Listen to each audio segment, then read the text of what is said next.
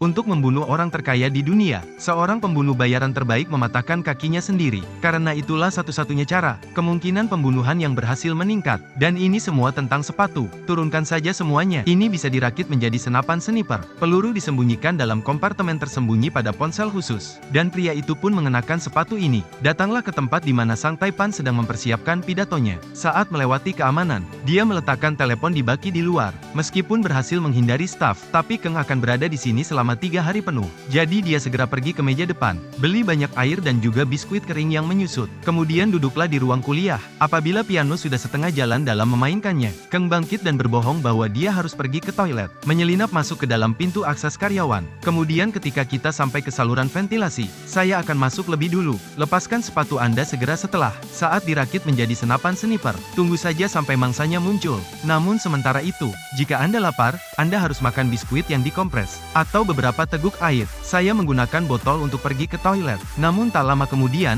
tibalah saatnya hari ketiga. Tidak hanya ada tim SWAT di luar ruang kuliah, bahkan dalam perjalanan menuju pertemuan, dan pemindaian laser penuh. Meskipun ini bukan masalah besar bagi Jango, namun, sekarang yang menjadi masalah adalah keamanannya. Tapi Anda harus mencari di setiap sudut Toastmaster. Hal ini langsung membuat Keng terlalu gugup untuk menggerakkan otot. Saya takut musuh bebuyutan saya, Blackie, akan menemukan saya di luar. Tapi untung saja dia pergi. Sampai Anda mendengar suara mereka menyelesaikan pemeriksaan mereka. Keng kemudian bersantai dengan ganas. Kemudian tunggu sampai presentasi dimulai. Dia segera memanjat keluar dari saluran ventilasi. Namun, yang tidak disangka oleh Keng adalah, saya tidak percaya bahkan ada penjaga di sini. Tapi untung saja dia bisa mengatasi lawannya dalam 3 kali percobaan. Kemudian kami pergi ke balok tinggi. Setelah menyeka leher petugas keamanan dengan cara yang sama, dia menyiapkan senapan snipernya di sana. Hanya karena dalam terang, sulit untuk melihatnya di sana. Dan dia bisa melihat setiap gerakan di bawah. Namun, yang tidak disangka oleh Keng adalah, orang terkaya di dunia ini dikelilingi oleh selembar kaca Cina yang tebal. Hal ini tentu saja membuat pembunuhan menjadi lebih sulit. Namun, ada baiknya orang terkaya ini suka bergerak ketika berbicara. Tidak butuh waktu lama bagi Keng untuk menemukan terobosan.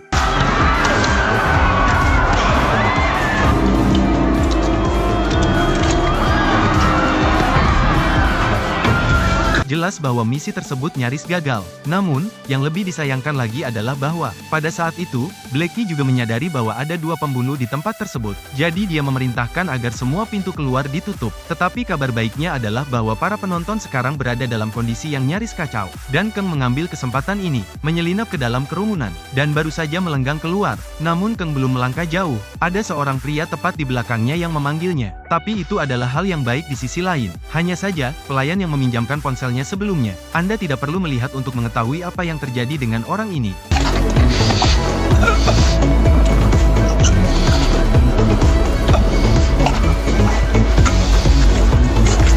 Meskipun Jango membunuh satu-satunya orang dalam pertemuan itu yang mengenalnya, tapi untuk membunuh orang terkaya di dunia lagi, pasti jauh lebih sulit. Karena setelah kejadian ini, orang terkaya di dunia bersembunyi di sebuah villa kedap udara, dan Jango gagal dalam pembunuhannya. Mereka tidak hanya berada di bawah pengawasan konstan oleh majikan mereka bahkan diancam oleh pihak lain. Jika dia tidak menjadi orang terkaya di dunia dalam 3 hari, Jango mengalami kebangkitan yang kasar.